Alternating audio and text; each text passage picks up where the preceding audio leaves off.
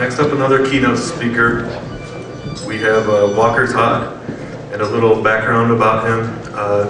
He's an attorney and an economic consultant in private practice in Chagrin Falls.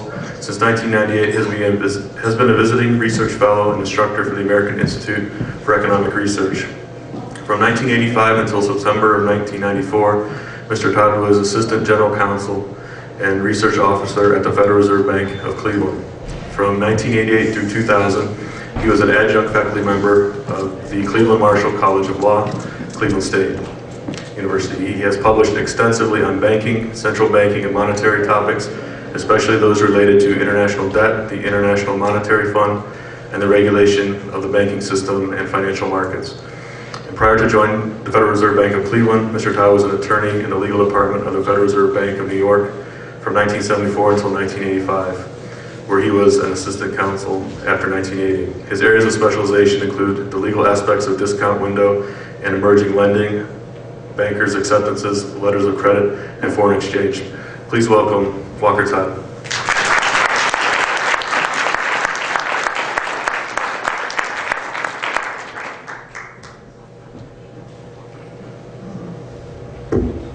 I'm glad to be here. This is getting to be an old routine with Bill Pearce and me. We have of late followed each other on the podium several times, I think, in the last few months.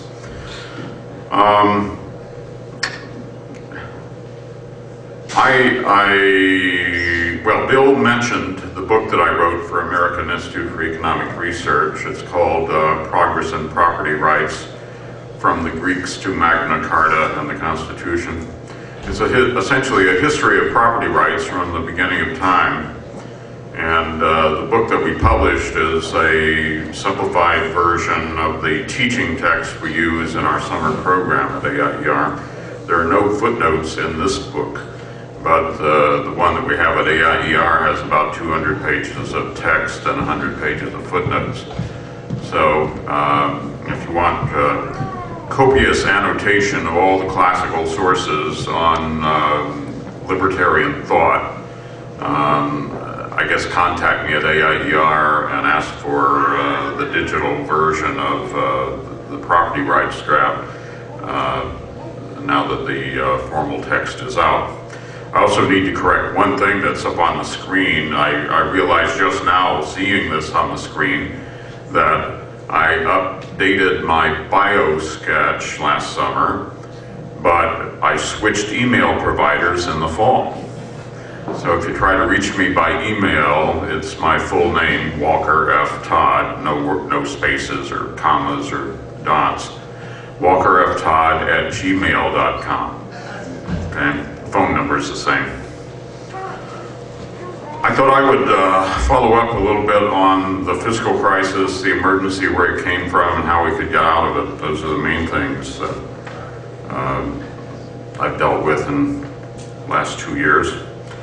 As I tell my friends, when the crisis erupted in the spring of '08, that's when Bear Stearns went down in March of 2008, I began to get calls from reporters in Washington and New York who had not called me in about 15 years. But they all remembered that I used to know something about emergency lending, lender of last resort theory for the economists among you.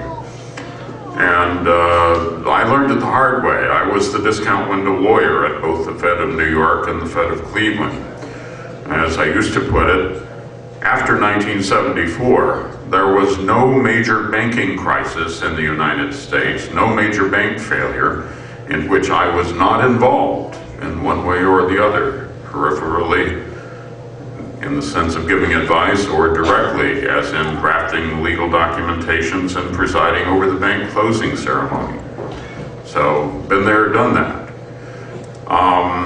It's also fair to say that when the crisis erupted in New York in the spring of 2008 with Bear Stearns, and with even more ferocity 6 months later in September, as in a single week, think of it, in a 2-week period, the government did the following. It nationalized Fannie Mae and Freddie Mac. It presided over the closing, the bankruptcy of Lehman Brothers, big investment bank, having earlier, 6 months before, bailed out Bear Stearns, thereby sowing some confusion in the markets as to what it was that the Fed intended when confronting the failure of a large investment bank. 3 or 4 days later, the Fed and Treasury presided over the forced merger of Merrill Lynch into Bank of America. Merrill Lynch, the street corner brokerage that everyone grew up with. And the next day, American International Group, AIG, a large insurance company, the largest in the world, in fact, was forced into the edge of default, prevented from defaulting on its external obligations only because the Fed made enormous loans, later joined by the Treasury, to support AIG. And the consequence of that series of operations was that the Federal Reserve now owns nearly 80% of the stock of AIG. Okay? So picking up on the points Bill was making about where in the Constitution do you find powers like that, the same question can be asked about the Federal Reserve Act, 1913. That is, where do you find the power to make these large-scale emergency loans, especially for non-banks, and most of all with respect to both Bear Stearns and AIG, the Fed wound up creating off-balance sheet structures that they later brought back onto the balance sheet to hold bad assets and securities, stock issued by both Bear Stearns and AIG. But these off-balance sheet entities are chartered as separate corporations, I think under either New Jersey or Delaware law, and they have 10-year terms.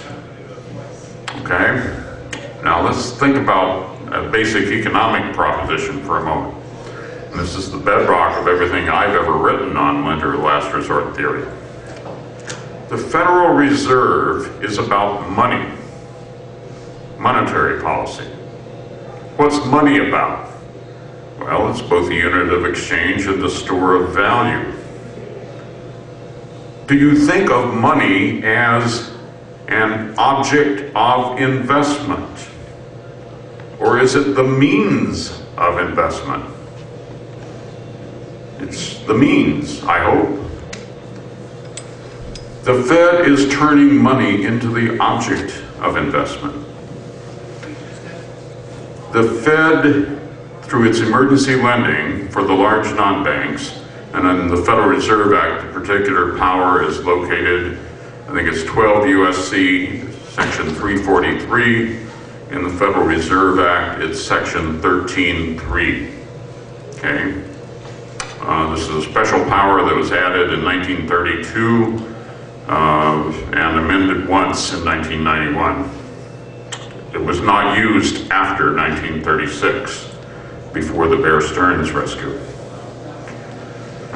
What 13.3 provided was that in unusual and exigent circumstances, 5 governors of the Federal Reserve Board may declare an emergency and specify the term, the time limit, for which reserve banks may make extraordinary loans to individuals, partnerships, and corporations, non-banks, basically.